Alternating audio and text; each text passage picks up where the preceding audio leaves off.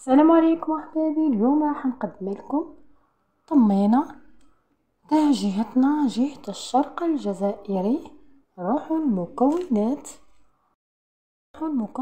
هنا عندي سميد متوسط الحجم محمصاتو. هذا هنا عندي الغرس منقي. هنا عندي الزبدة.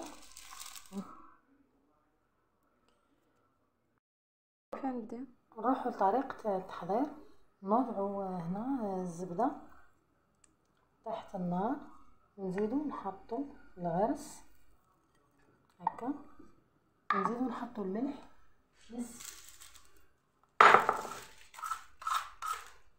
نصف ملعقة ملح صغيرة، ونخليهم هكا تحت النار حتى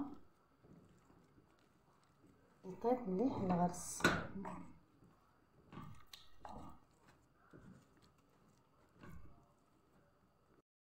بعد ما طاب الغرس تاعنا والزبدة، هنا حطيت السميد المحمص، وركا نبداو نحطو بالطرف هك بالشوي.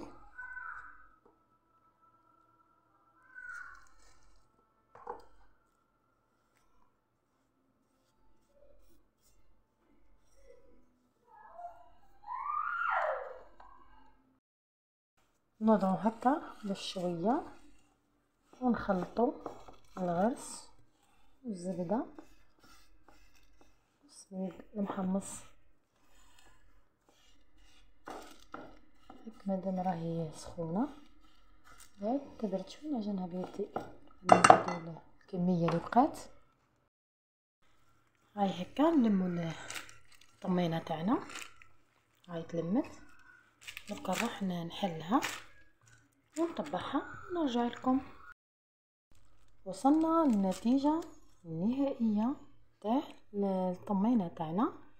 هاي كيفاه جات طبعتها الشكل هذا، كل واحد كيفاش يحب الشكل تاع الطابع اللي عنده.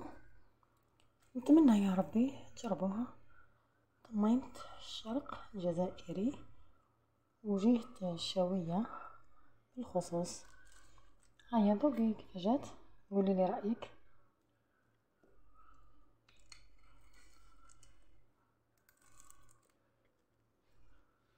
هايلة فريمون هايلة، يعطيك الصحة.